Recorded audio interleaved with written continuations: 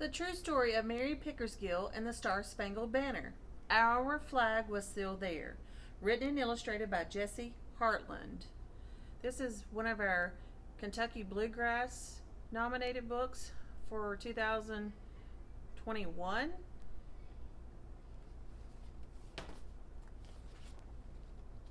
Our flag was still there. The true story of Mary Pickersgill and the Star-Spangled Banner. The year was 1813. Only 30 years had passed since America's 13 colonies fought long and hard for independence from Great Britain, and we wanted to be free. But in 1813, we were once again at war with England, the world's most powerful nation, and the British were on their way to capturing Baltimore, a thriving port city near the nation's capital. Now, these are all historical facts. The British are coming. It was another muggy June day in Baltimore. There stood Major George Armistead, ready to lead America troops to defend Fort McHenry. In the days before the internet, phones or television or radio or messages were sent by flags. Ships communicated with one another by spelling out their words with flags. Some wordless flags used images to convey meaning. George wanted to send a big message to the British. This land belongs to America. But who could make such a flag? And it was his desire to have a flag so large that the British would have no difficulty seeing it from a distance. And they're talking about what is now our American flag.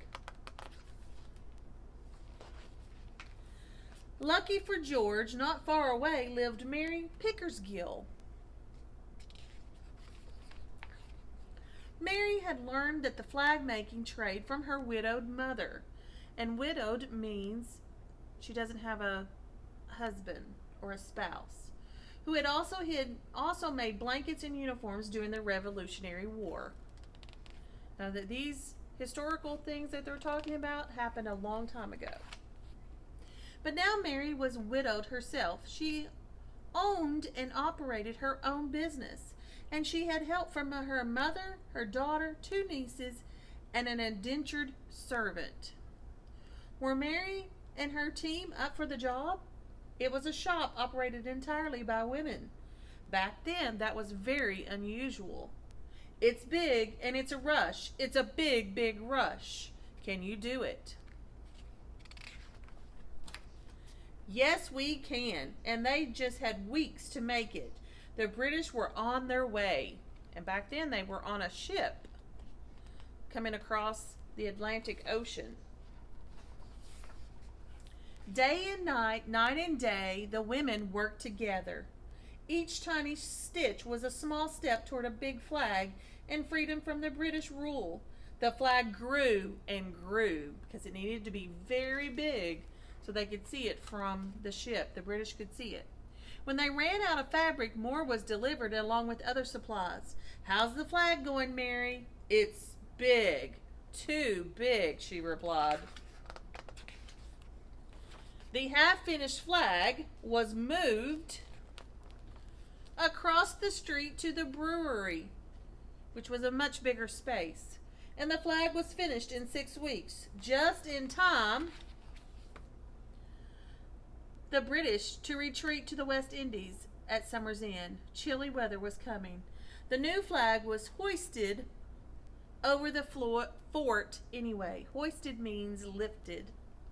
In the summer of 1814, the British attacked Washington, D.C. The capital was in ruins. The White House was burning, and the British were again on their way to Baltimore. Would they attack this time? Pow, boom, boom. Unless under a stormy sky at Fort McHenry, 16 British ships firing bombs and screaming rockets. American gunners returned the fire, shooting cannonballs and mortars. The wind whipped, the lightning cracked, and the thunder roared. The battle went on for 25 hours, and both sides were drenched. That means they were wet. As dawn came and the storm pulled away, the flag peeked out of the clouds. The British retreated and the battle was over. The people of Baltimore awoke to see their enormous flag was still there. They cheered. Yankee Doodle played. This land is America. We won. Hurrah! Meanwhile, all through the battle and the following celebration, American poet and lawyer Francis Scott Key was detained in a meeting on a British boat. As the sun rose, Key saw the huge flag still flying over the fort and was inspired to write the poem in honor of the victory.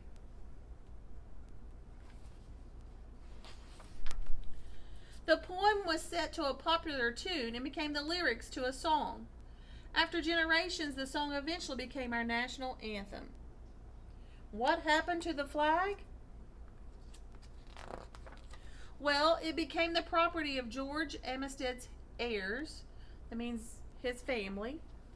For over 100 years, the old flag was occasionally paraded out, sometimes snipped at for souvenirs, and stuffed into a safe deposit box in New York City. In 1912, it was given to the Smithsonian Institution in Washington, D.C., where it was restored, where they mended it and made it better. Then it was crammed into a case where it is eaten by moths. More than 50 years later, in 1964, the new, bigger museum was built with a specially designed space for this flag.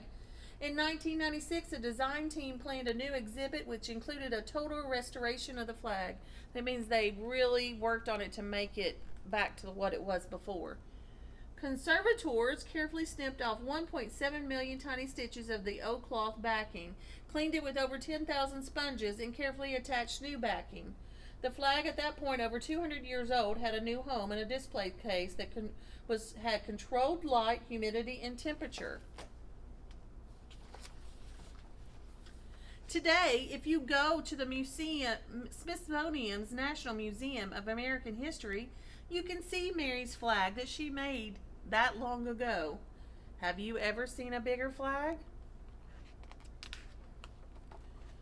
When you sing the Star-Spangled Banner, remember Major Armistead and his wish for America to be a free country.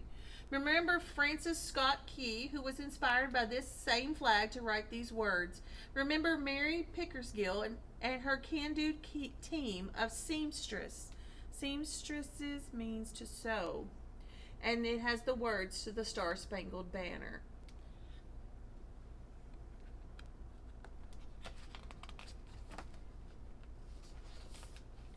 At the back of the book, there's some more information about the flag and Mary Pickersgill. And if you have an informational book similar to this, you might find some more information at the back of the book too. Our flag was still there, the true story of Mary Pickersgill and the Star-Spangled Banner. Written and illustrated by Jesse Hartland. It is a Kentucky Bluegrass nominated book for 2021. It might get your vote when we vote in the spring.